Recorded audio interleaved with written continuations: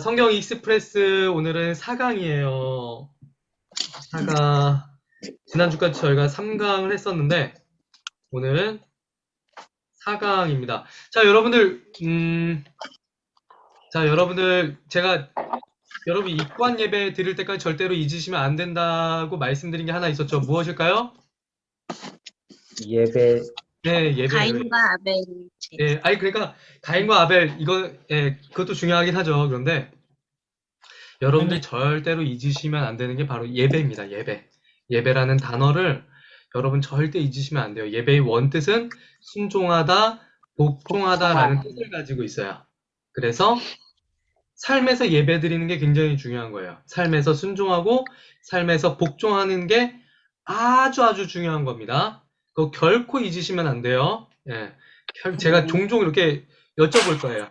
종종 여쭤볼 거니까 여러분들 꼭 잊지 마시면 좋을 것 같습니다. 자, 그러면 오늘 여러분들께서 가지신 교재 50페이지부터 보도록 하겠습니다. 50페이지 챕터 4 네 사람을 불러서 하나님에 대한 믿음을 가르치시다 라고 되어 있어요.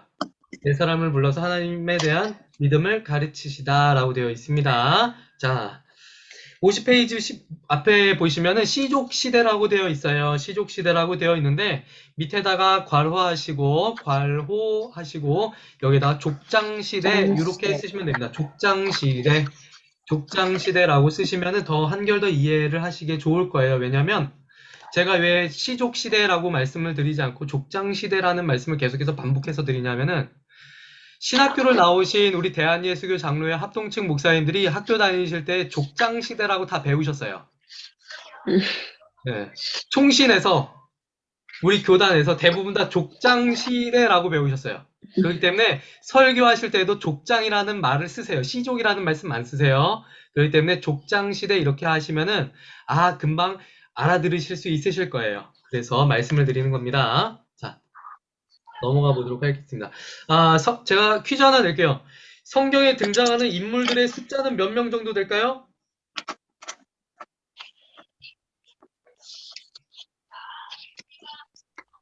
네, 책에 나와 있어요. 2,930명이라고 합니다. 2,930명 참 많기도 하죠. 자, 많기도 한데, 자, 먼저 요거 한번 봐주세요. 화면 한번 봐주시기 바랍니다. 창세기에 큰 틀이 있어요. 창세기에 큰 틀이 있어요. 1장부터 11장까지는요, 원시 역사예요. 1장부터 11장까지는 과학적으로 증명을 거의 할 수가 없어요.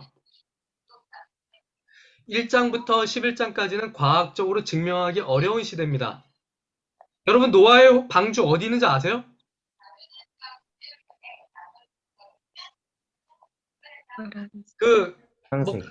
가끔씩 가다가 보면 세계 해외 토픽 이런 데 보시면은 노아의 방주가 뭐 터키 어디 지방에서 발견됐다, 아프리카 어디 지방에서 발견됐다 뭐 이런 얘기 나오는데 그거 대부분 다 뻥입니다.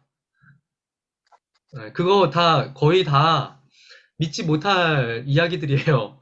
네, 거의 증명이 안 돼요. 거의 증명이 안 되는데 12장에서부터 50장까지에 있는 그 역사들은 하나님이 아브라함을 부르셨던 그 역사들은 어느 정도 과학적으로 증명이 되는 시대입니다. 그래서 창세기를 틀로 나누면 1장부터 11장, 12장서부터 50장 이렇게 나눠요. 그래서 앞부분을 원시 역사라고 부르고요. 뒷부분을 족장 역사라고 부릅니다. 그런데 창세기를 보시면은 어디에 포커스에 맞춰져 있는가 하면 바로 인간에게 초점이 맞춰져 있어요. 하나님이 인간을 위해서 세상을 창조하시고 인간을 위해서 구속 역사를 시작을 하시고 인간을 위해서 하나님이 세상 역사를 움직이세요. 근데 지금 뉴스가 나오는 가정 어디 가정이십니까? 어디선가 지금 뉴스가 나오고 있거든요.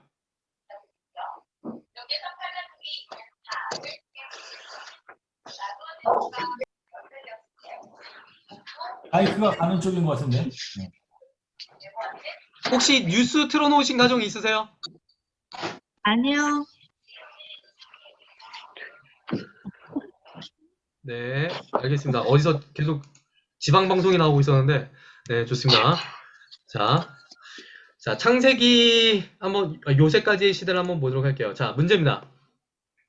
형들의 비용 부담으로 타이에의 이집트 여행을 떠나게 된 사람은 누구일까요? 요셉? 유다, 좋습니다. 요셉입니다. 요셉이에요. 자, 아버지에게 죽임을 당할 뻔하다가 아슬아슬하게 살아난 사람은 누구일까요? 이삭, 이삭이죠. 하나님의 벗이라고 불린 유일한 사람은 누구일까요? 하나님의 친구. 아브라함. 그렇죠. 아브라함입니다. 자, 그럼 두 아내와 두 명의 첩을 통해서 13명의 자녀를 낳은 사람은 누구일까요? 야곱, 야곱이에요. 네, 야곱. 훌륭하십니다. 자, 아주 훌륭하세요. 창세기 12장서부터 한번 보도록 할게요.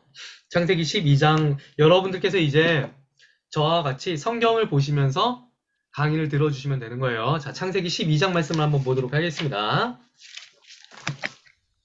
하나님께서 아브라함을 창세기 12장에서 이제 부르시는데, 후손에 대한 약속을 하시고요. 땅을 주시겠다는 약속을 하세요. 그리고 땅의 모든 족속이 아브라함을 통해서 복을 받을 것이다 라는 약속을 해주세요. 그런데 이 세 가지 복 중에서 제일 중요한 복이 있어요. 그 복은 바로 땅입니다. 부동산이에요. 제가 왜 부동산을 강조하냐면은, 땅을 강조하냐면은, 이스라엘의 그런 큰 틀의 역사를 보시면, 땅을 차지하기 전의 역사와 땅을 차지하고 난 후의 역사로 나누어지게 됩니다. 하나님의 말씀에 순종을 했을 때 땅을 어떻게 차지하는가? 하나님의 말씀에 순종하지 않았을 때 어떻게 그 땅에서 쫓겨나는가? 그리고 그 땅에서 어떻게 돌아오게 되는가? 그 땅이 나중에 종말론적으로 어떻게 회복이 되는가? 그걸 보여주고 있어요. 그렇기 때문에 땅이 제일 중요합니다. 땅을 주시겠다는 약속.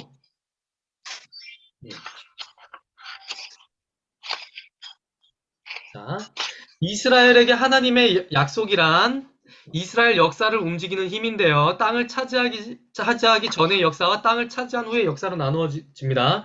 자, 오늘날에 이스라엘이 팔레스타인에 자꾸 로켓포 쏘잖아요. 하마스 걔네들이랑 계속해서 막 쏘고. 혹시 보셨어요? 네. 네. 네. 제가 이스라엘에 2013년도에 갔을 때에도 분위기는 좋진 않았어요. 왜냐하면 언제 박격포가 떨어질 줄 몰랐던 시대였었거든요. 지금도 그렇지만. 근데 이스라엘 애들이 왜 자꾸 팔레스타인을 못 쫓아내서 안달인가 하면은 바로 땅 때문에 그렇습니다. 이 땅은 하나님이 우리에게 주신 땅인데 왜 니들이 들어와서 살고 있냐 이거예요. 그리고 니들은 우리가 반드시 내쫓아야만 하는 대상이라고 생각을 하기 때문에 계속 로켓포 쏘는 겁니다. 그래서 아직까지도 이스라엘에게 있어서는 땅이라는 개념은 너무너무 중요해요. 지금 현 시대에 있어서. 자, 꼭 알아두시면 되고요. 이거 되게 중요합니다. 하나님이 아브라함에게 어느 날 갑자기 짠 하고 나타나셨어요. 그리고 하시는 말씀이 너는 본토 친척 아비 집을 떠나서 너는 너의 고향과 친척 아버지의 집을 떠나 내가 내게 보여줄 땅으로 가라. 내가 너로 큰 민족을 이루고 내게 복을 주어 내 이름을 창대하게 하리니 너는 복이 될지라. 그리고 나서 너를 축복하는 자에게는 내가 복을 내리고 너를 저주하는 자에게는 내가 저주하리니 땅의 모든 족속이 너로 말미암아 복을 얻을 것이다. 그렇게 약속을 하셨어요. 그런데 하나님이 아브라함에게 약속을 하셨는데 이 약속 중에서 자손에 대한 약속을 하셨어요. 자손에 대한 약속을 하셨는데 굉장히 오랜 시간이 걸립니다. 후손을 많게 해주시겠다는 약속은 야곱의 때에 성취가 되었어요. 땅을 주시겠다는 약속은 여호수아 때에 성취가 됩니다. 땅의 모든 족속이 아브라함을 통해서 복을 받을 것이다 라는 약속은 신약에서 예수님을 통해서 성취가 돼요. 너무너무 오래 걸렸어요. 이것을 우리는 시간의 간격이라고 부릅니다. 시간의 간격. 그래서 여러분들께서 53페이지를 보시면 옆에 조그맣게 써주시면 돼요. 53페이지 옆에 빈 공간란에다가 시간의 간격 이렇게 써주시면 되겠습니다. 자, 그런데 아브라함이 하나님의 약속을 받고 하나님의 약속을 그대로 믿었을까요? 안 믿었을까요? 안 믿었어요. 안 믿었어요. 왜 안 믿었을까요? 인간적인 생각? 그렇죠. 인간적인 생각이죠. 아주 쉽게 말씀드리면 믿음이 없었던 거예요. 자, 하나님이 야곱에게 아브라함에게 내가 너한테 자손을 줄 거야 이렇게 했는데 아브라함이 웃습니다. 그리고 그 안에 사라가 또 웃어요. 하나님이 그들을 보시고 내가 너한테 아들을 줄 것인데 그 아들의 이름을 이츠학, 우리나라 말로 하면 이삭이라고 불러라 이렇게 말씀을 하십니다. 그 이삭이라는 말은요, 그가 웃었다라는 뜻이에요. 이삭이라는 말은 그가 웃었다. 근데 고유명사로 쓰일 때는 그냥 웃음이라는 단어가 됩니다. 아브라함이 엎드려 웃으며 마음속으로 이르되 100세 된 사람이 어찌 자식을 낳을까?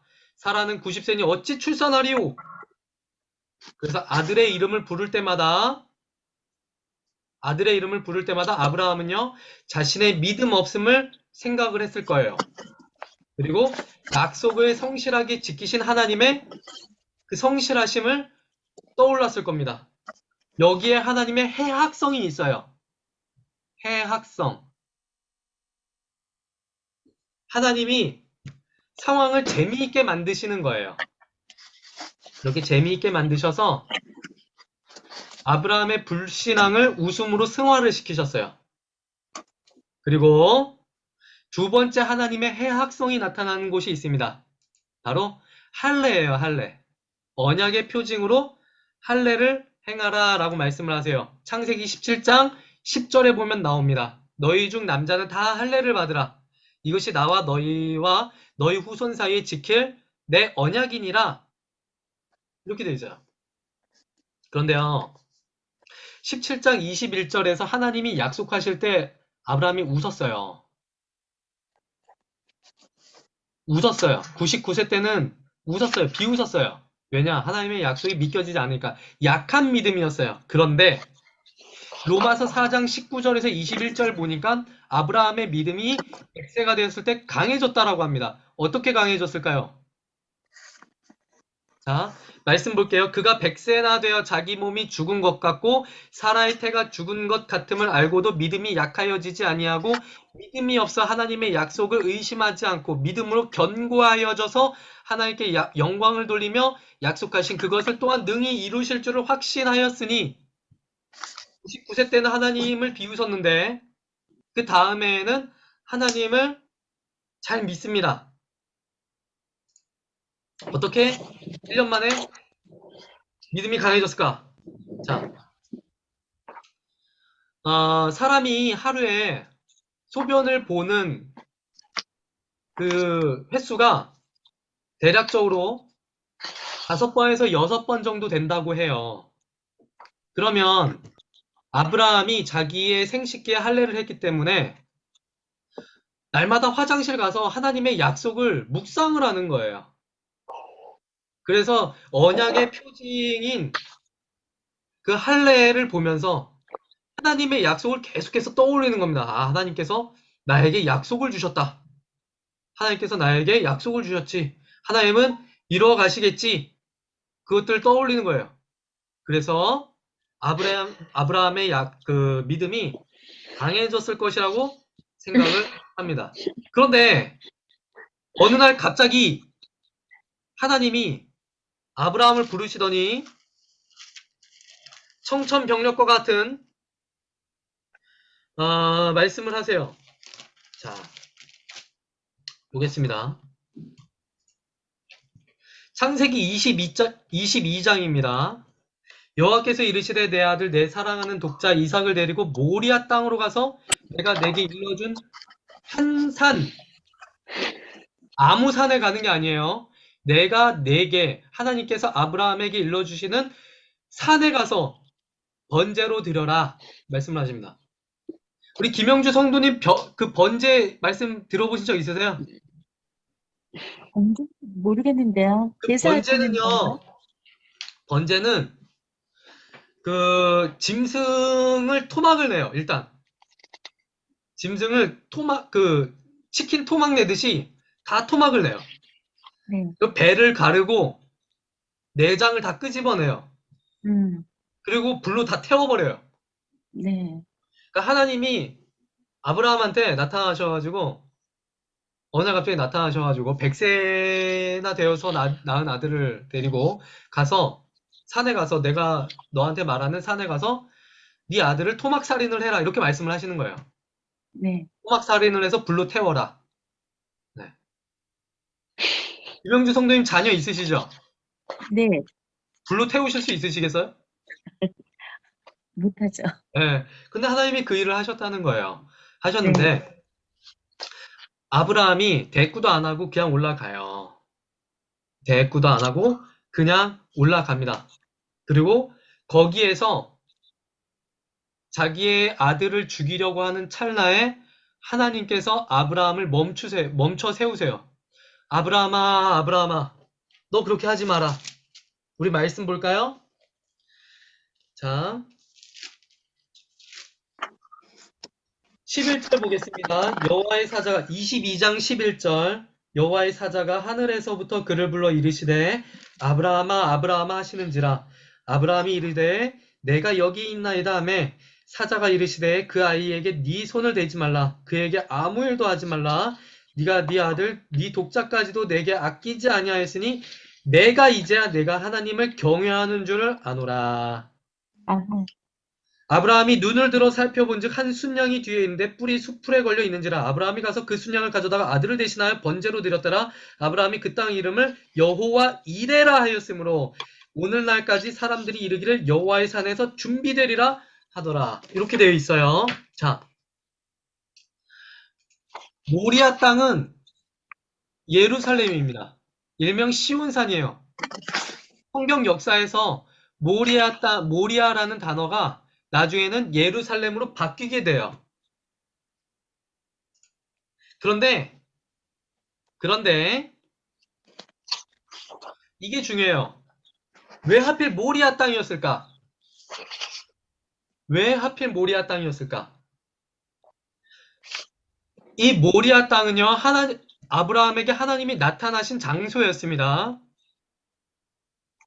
다윗이요, 통일 왕국의 수도로 삼고요, 이곳에 모리아 땅에 하나님의 언약궤를 가지고 와요.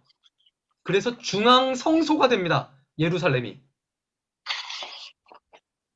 다윗이 인구 조사를 해요. 그래서 죄를 지어가지고 하나님이 많이 화가 나셨어요. 그때 죄를 용서받기 위해서 오르난이라는 사람의 타작마당에서 제사를 드려요. 거기가 어디냐면 모리아 땅입니다. 그리고 솔로몬이 나중에 이 모리아 땅에다가 성전을 지어요. 신약에서는 나중에 예수님이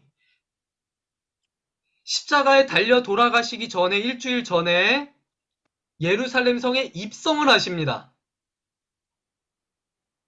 성경을 보시면 여호와 이레 이렇게 말씀하시는데 한글 성경에서는 여호와의 산에서 준비되리라 14절 보니까 여호와의 산에서 준비되리라 이렇게 되어 있죠. 그런데 여호와 이레라는 말에는 또 다른 뜻이 있습니다. 무엇이냐? 여호와의 산에서 나타나리라. 여호와의 산에서 나타나리라. 누가 나타날까요? 예수님. 네, 하나님이십니다. 하나님. 예. 하나님이 나타나십니다. 그러니까 신현 두 글자로 해서 신현의 사건을 예언을 하는 거예요. 앞으로 이 땅에서 하나님께서 나타나실 것이다. 이 땅에 하나님이 임재하실 것이다. 그것을 예언을 하는 거예요. 저는 그래서 한글 성경에서 14절에서 여호와의 산에서 준비되리라 이렇게 번역이 되어 있는데 저는 여호와의 산에서 나타나리라 이렇게 해석하는 게 조금 더 바람직하지 않을까라고 생각을 합니다. 예. 이건 저 혼자만의 생각이 아니라 구약학자들의 생각이에요. 네. 자, 아무튼 그렇게 해서 아브라함이 시험을 통과를 하지요. 시험을 통과를 하고요.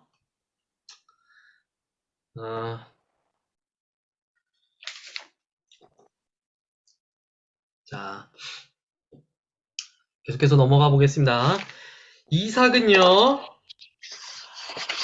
아버지에게 순종을 하는 아들로 나와요. 55페이지. 성경에서 가장 이상적인 남편감을 고르라고 한다면 바로 이삭입니다. 왜냐하면 이삭은 성격이 모난 곳이 하나도 없어요. 그리고 아버지한테 잘 순종하는 아들이자 믿음의 사람이었습니다. 말씀도 묵상하는 사람이었고 잠잠히 하나님의 일들을 기다리는 그러한 사람이었어요. 그런데 그 아들에게서 이상한 애가 나와요. 야곱입니다. 야곱의 이야기의 핵심은요, 속임과 복이에요.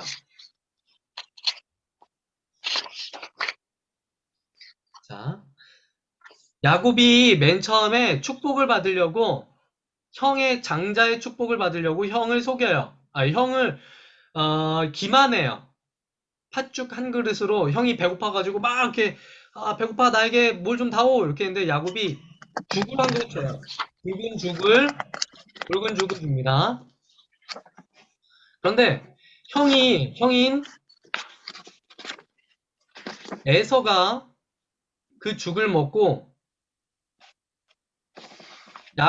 동생인 야곱한테 그 장자의 명분을 넘겨줘요. 그냥 농담식으로 넘겨줍니다. 근데 야곱이 그걸 염두에 두고 있어요. 근데 아버지가 축복을 할 때 야곱이 형처럼 꾸미고 들어가서 형의 축복을 다 받아내요. 그렇게 해서 야곱이 삼촌의 집으로 도망을 갑니다. 밧담 아람이라고 하는 지역으로 라반의 집으로 도망을 가게 돼요. 그렇게 해서 도망을 가는데 자, 거기에서 외삼촌에게 속습니다. 어떻게 속느냐? 야곱의 첫 번째 부인이 누구죠? 야곱의 첫 번째 부인은 레아라고 해요. 예. 야곱의 첫 번째 부인은 레아라고 하는데 원래는 야곱이 라헬을 좋아했어요. 라반의 딸 중에서 둘째 딸을 좋아했어요.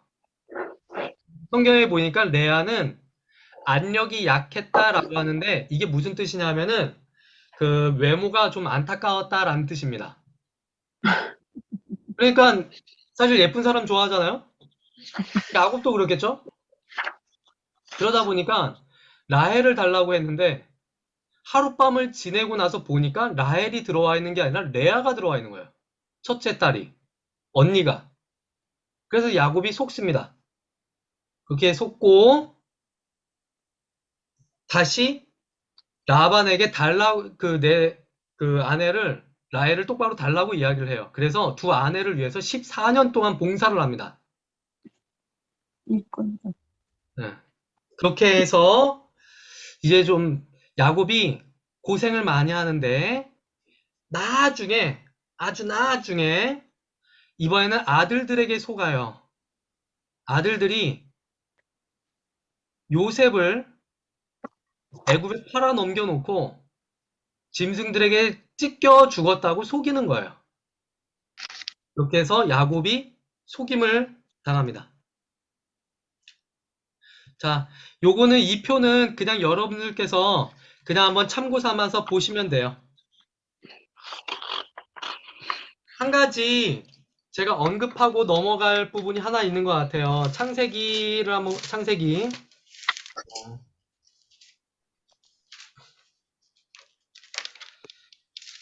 49장 한번 보도록 하겠습니다. 창세기 49장. 창세기 49장 22절입니다. 창세기 49장 22절입니다.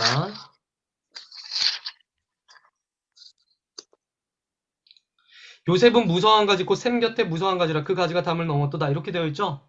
네. 네. 히브리어 성경에서는 야생 들나귀로 번역을 합니다.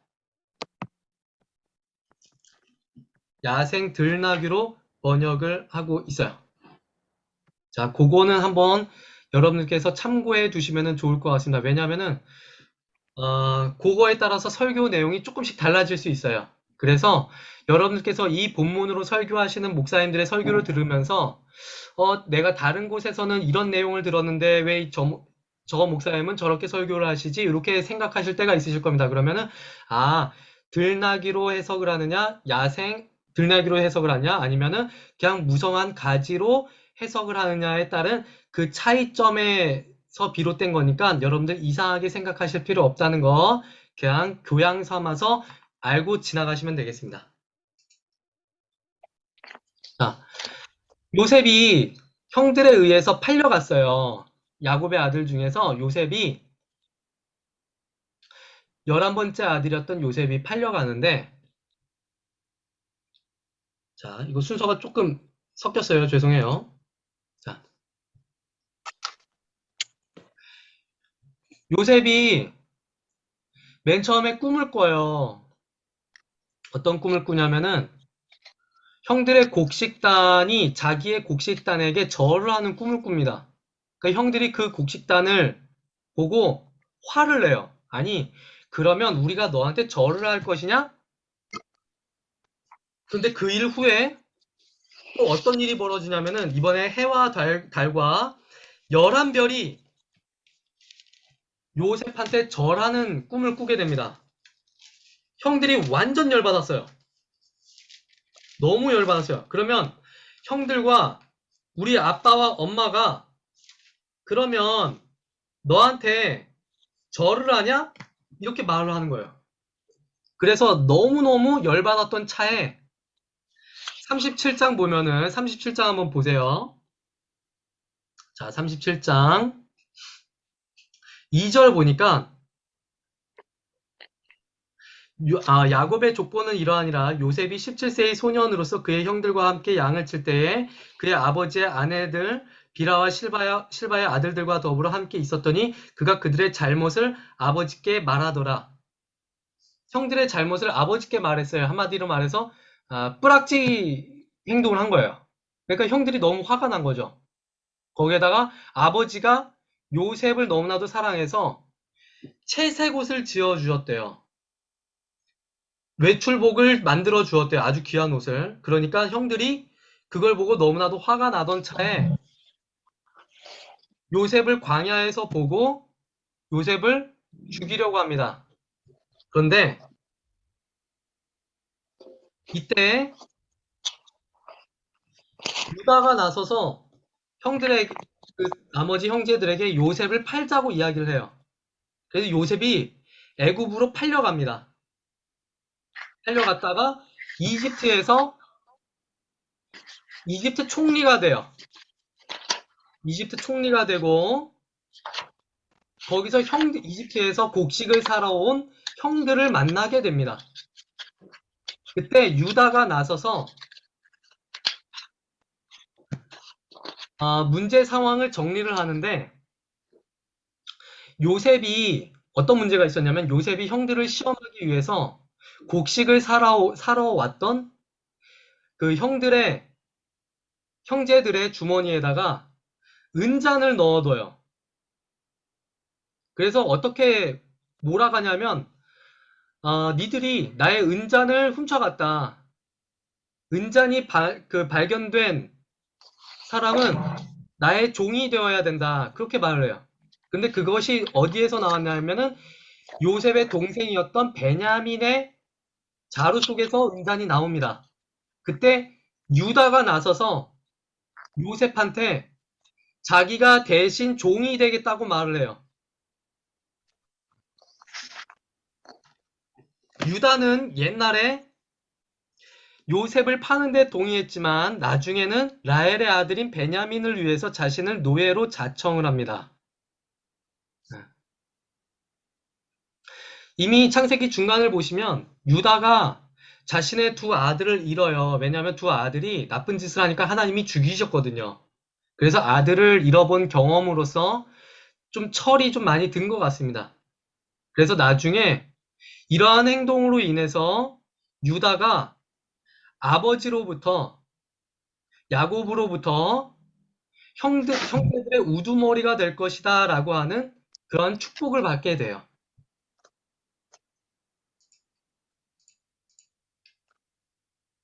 자, 이거는 그냥 한번 그림으로 보는 요셉의 이야기라고 해서요. 59페이지입니다. 이건 여러분들께서 한번 읽고 넘어가시면 되겠어요. 자, 5강으로 한번 넘어가 보도록 하겠습니다.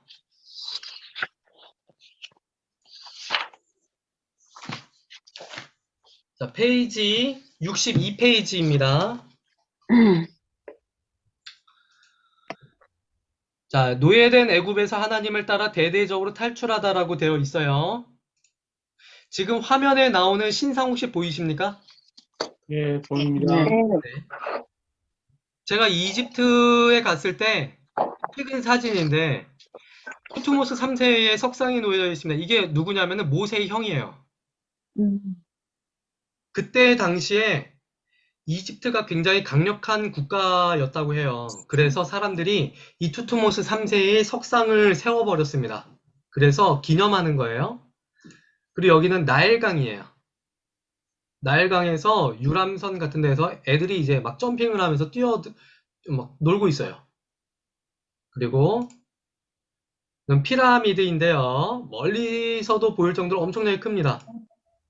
그리고 어느 정도로 크냐면은 키가 한 180 정도 되는 성인 남자보다 돌 하나의 크기가 더 커요. 여기 보시면 밑에 사람들 있는 거 보이시죠? 네. 예, 이 사람들이 작은 사람이 아닌데 제가 가까이서 보니까 저보다 키가 더 커요. 훨씬 더 컸는데 이 사람보다 훨씬 더 돌의 크기가 더 크더라고요. 그리고 여기는 홍해 바다입니다. 이 홍해 바다 같은 경우는 제가 조금 이따가 다시 좀 설명을 드리도록 하겠습니다. 빨리빨리 좀 한번 넘어가 보도록 할게요. 자. 62페이지에서 62페이지에서 나온 모든 질문에 대한 답은 모세예요. 모세. 네, 모세고요. 그림으로 보는 노예의 시대라고 되어 있어요. 63페이지입니다. 히브리 민족이 이집트의 노예가 되어서 벽돌을 만들어요. 그리고 파라오가 이스라엘의 남자 아기들을 전부 다 죽이려고 할 때 모세는 강으로 떠내려가요. 왜냐면은 엄마가 상자에 담아가지고 나일강에다가 떠내려 보내요. 죽이지 않기 위해, 살리기 위해서. 근데 이거를 누가 건졌냐면 파라오의 딸이 건져냅니다. 공주가 건져내요. 모세가 왕궁에서 자랐어요. 40년 동안 이집트의 왕자로 자라납니다. 그러다가 모세가 자기 민족을 동포를 박해하는 이집트 병사를 때려 죽여요. 그리고 나서 도망을 가요. 광야에서 40년 동안 목축 생활을 하다가 결국엔 다시 돌아옵니다. 그리고 이집트에서 이스라엘 민족을 이끌고 출애굽을 해요. 자, 그런 내용들인데 요건 한번 그냥 읽어보시고요. 자, 하나님께서 모세를 부르셨어요. 모세를 부르셨는데 중요한 게 있습니다. 출애굽기 2장 15절 말씀을 볼게요.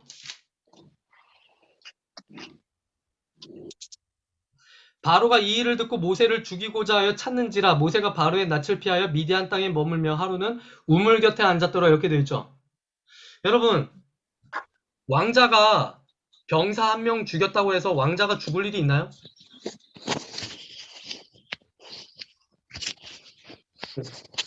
그 사극 같은 데 보면 왕은 또는 왕자는 누구 죽였다고 해서 한 사람 죽였다고 해서 바로 죽지는 않잖아요. 왜 도망갔을까요?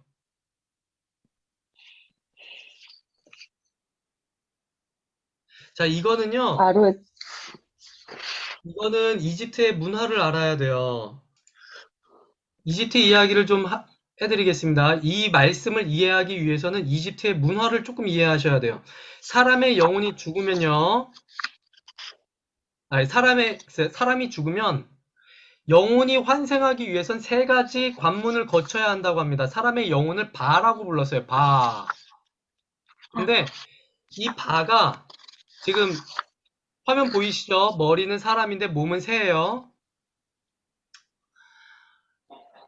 자, 이 바가 환생을 하기 위해서는 세 가지 관문을 거쳐야 합니다. 첫 번째는 사막이에요. 사막에는 사람의 영혼을 잡아먹는 그 풍뎅이가 살고 있다고 믿었어요. 딱정벌레. 딱정벌레. 네. 그래서 이거를 잘 피해야만 했습니다. 두 번째 관문이 있었습니다. 부정문답이에요. 예전에 이집트 사람이 죽으면 관 속에다가 사자의 서를 같이 묻어줬습니다. 이 사자의 서는 죽은 사람의 책이라는 뜻인데 여기에 보시면 부정문답에는 약 40가지의 질문이 있어요. 뭐 형제에게 뭐 이렇게 거짓말을 했습니까? 아니요. 이렇게 대답해야 돼요. 사람을 죽인 적 있습니까? 아니요. 거짓말을 한 적 있습니까? 아니요. 누구에게 해를 끼친 적이 있습니까? 아니요. 이렇게 해서 40가지의 질문에 대해서 다 아니오라고 대답을 해야만 해요. 그래서 부정문답입니다. 지금 보시는 파피루스가 사자에서의 한 종류예요. 뭐라고 써 있는지는 저도 잘 모르겠지만 마지막으로 이게 상형 문자거든요. 근데 마지막으로 재판을 받아요. 여러분들 화면에 보시면 맨 왼쪽에 자, 그 마우스 보이세요? 예. 네. 아누비스 신이 사람의 영혼을 데리고 오시리스 앞으로 갑니다. 그래서 재판을 하는데 중간에 보시면 여기 보시면 천칭 있잖아요. 보이시죠? 예. 천장? 저울. 현칭. 서울. 네, 저울이 있죠? 저울이 있는데 한쪽에다가는 죽은 사람의 심장을 달아놓고 와. 죽은 사람의 양심이 담긴 심장을 달아놨다라고 해요. 그리고 여기에는 어떤 추를 달아놓은 겁니다. 그래서 양심이 더 무거우면 살아요. 더 가볍다. 그럼 어떻게 되느냐? 여기 악어 머리를 한 이 짐승이 잡아먹어. 잡아먹어요. 그리고 위에 있는 애들이 누구냐? 재판이 공정한지 공정하지 않은지 이걸 보기 위한 배심원들입니다. 힘들어. 네. 그리고 얘가 검사 역할을 하는 호루스예요. 호루스. 아무튼 이렇게 해서 재판을 다 합니다. 근데 이 재판은요, 왕이라고 해서 피해갈 수 없어요. 만약에 이집트의 파라오가 죽었을 때 공의를 실현하지 않았다면 이집트의 왕이라 할지라도 좋은데 못 가요. 그렇기 때문에 반드시 그걸 지켜야만 했습니다. 그래서 모세를 죽이려고, 그러니까 보복을 하기 위해서 찾은 거예요. 그래서 모세가 도망간 겁니다. 이해되세요? 자, 여러분들 대답을 못 해주시면 제가 상당히 곤란한데. 도망을 가는데 네. 어디로 도망을 가는 거예요? 도망갈 데가 없잖아요. 자, 사막으로 도망가요. 근데 사막으로. 네, 사막으로 도망가요. 광야로. 네. 자, 광야로 도망가는데 광야에는 크게 세 가지 광야가 있습니다. 첫 번째는 모래사막이 있어요. 네. 두 번째는 돌이 있어요. 돌사막. 네. 세 번째는 나무하고 가시, 덤불이 조금씩 듬성듬 서 있는 그러한 사막이 있습니다. 와. 네. 다 그런 사막이 있는데 똑같겠네요. 모세는 음. 아예 생 광야로 도망가지는 않았어요. 왜냐면 네. 가면 죽는다라는 걸 알고 있기 때문에 약간 나무와 가시덤불 쪽이 있는 그러한 사막 쪽으로 도망을 갔던 겁니다. 네. 거기가 조금 더 낫었겠네요. 그렇죠. 거기 가서 황무지보다는. 거기서 이제 장인을 만나고 음. 배우자를 만나서 십보라를 만나서 잘 결혼을 해요. 그러다가 40년 동안 잘 살다가 돌아오죠. 계시받고. 네. 시내산에서 내려다본 성 캐더린 수도원입니다.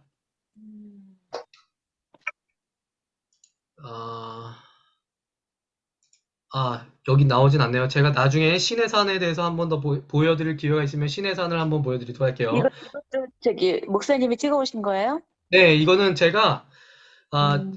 디카로 찍었나? 아무튼 그때 당시에는 사진이 별로 사진기가 좋은 게 없었어요. 그래서 조금 흐릿하지만 이 캐더린 수도원이 있는데 반은 이슬람 쪽이고 반은 유대 쪽이에요. 유다 쪽. 이 산을 반 나눠서요?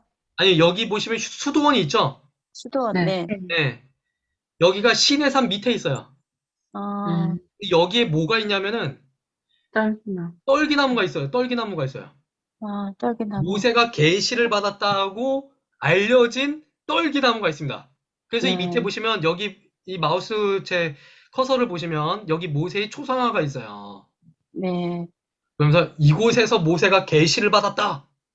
네, 떨기나무 여기에서 하나님의 임재를 체험을 했다. 그래서 이거를 기념을 하는 거예요.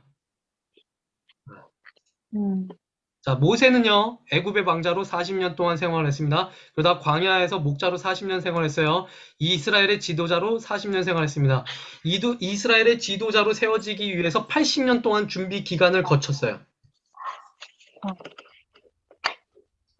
준비 기간을 거치고 드디어 이집트의 파라오 앞에 등장을 하는데,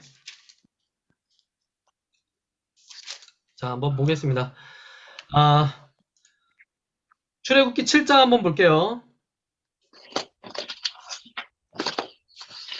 출애굽기 7장에서 14절 보면은 나일강이 피가 되죠.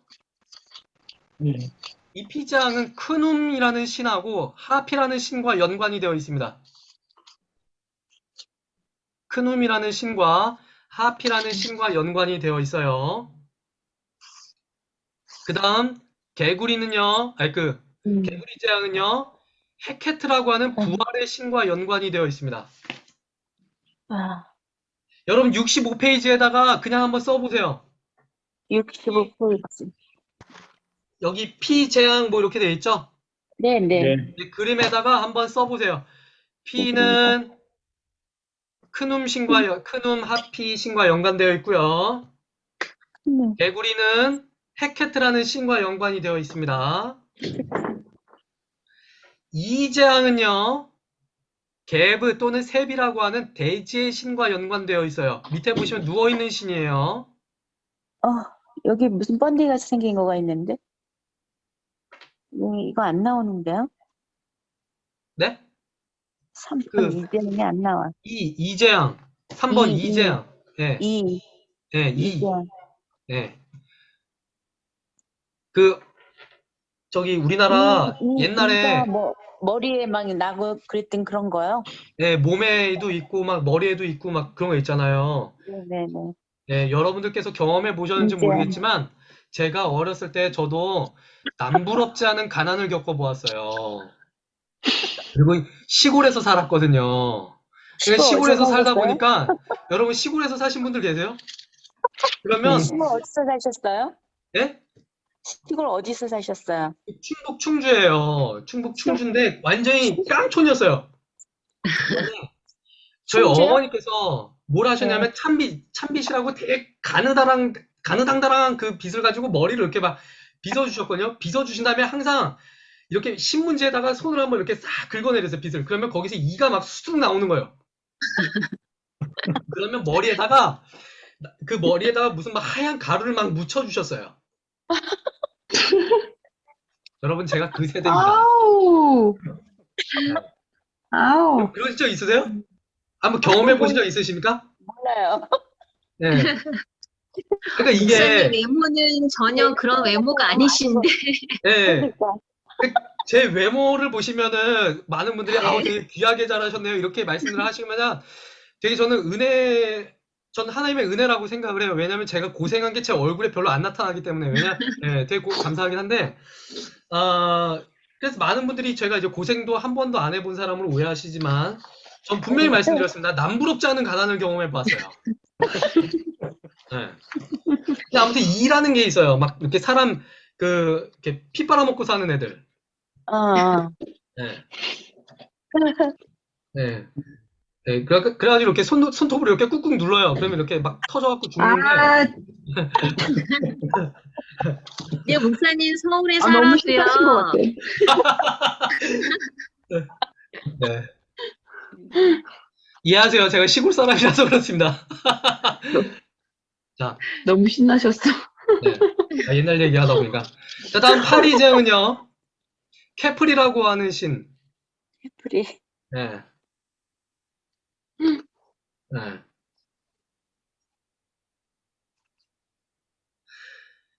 케플이라고 하는 시인이 있는데 재생과 일출의 신이에요. 케플이 신과 연관되어 있습니다. 그리고 돌림병 재앙이 있어요. 5번에 보니까 악질이라고 하죠.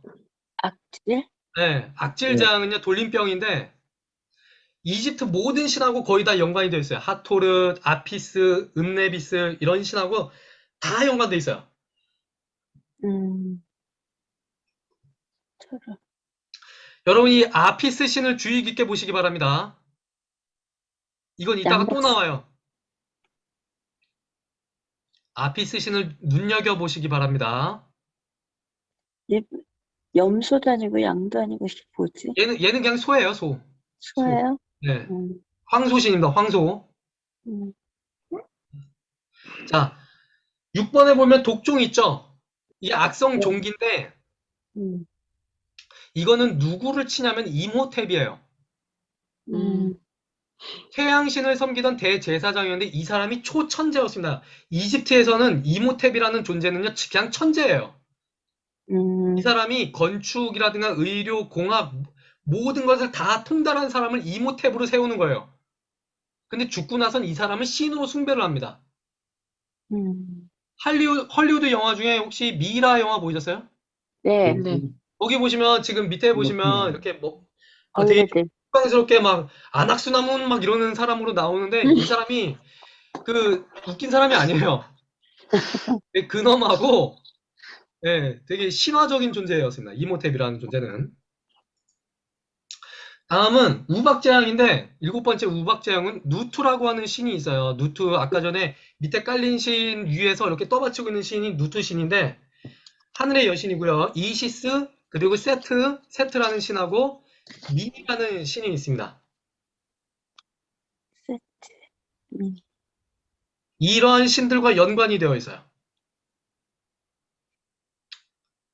자, 다음 메뚜기 제왕은요. 이시스하고 세트하고 민하고 또 세라피아라고 하는 신과 연관되어 있습니다. 이 세라피아는 아무리 제가 찾아봐도 자료가 없더라고요. 그래서 제가 물음표로 해놨어요. 세라피아 신과 연관되어 있는 게 메뚜기 제왕입니다. 그리고 흑암 제왕이에요. 하늘과 관련된 신들과 연관되어 있습니다. 왼쪽부터 호루스, 아톰, 호루스, 아톤. 아톤, 여기서 아톤이라는 신이 거의 최고 신이에요. 아톤, 호루스. 아툼, 아톤 요런 신들과 연관이 되어 있어요. 그리고 마지막에 장자의 죽음은요. 라라고 하는 신하고 오시리스라고 하는 신과 연관이 되어 있습니다. 오시리스는 많이 들어봤죠? 네. 많이 들어보셨을 거예요. 자, 지금까지 제가 열재앙과 관련된 신들의 이야기를 해드렸어요. 그 열재앙은 하나님이 열재앙을 내리심으로써 뭘 심판을 하시는 거예요? 이집트. 우상들을 심판하시는 거예요. 이집트 사람들이 우리를 지켜준다고 믿었던 신들을 하나님이 다 깨부시는 겁니다. 하나하나. 그러면서 말씀하셨던 게 있어요. 자연을 통해서 자연 계시라고 하죠. 자연을 통해서 말씀을 하시는 거예요. 뭘 말씀하시냐? 니들이 지금까지 믿고 있었던 모든 신은 다 가짜야. 그걸 말씀하시는 거예요. 그것을 말씀을 하시는 겁니다. 네. 근데 한번 생각을 해보세요. 하나님이 그 땅에서 이집트 사람들까지 같이 출애굽을 시키십니까? 아니요. 이스라엘 사람만 출애굽 시키시죠? 네. 하나님의 선택과 하나님의 버림이 여기 이렇게 나와요. 여기에서도 충분히 나오는 거예요. 이걸 조금 어려운 기독교 단어라고 하면 유기와 선택이라고 말합니다.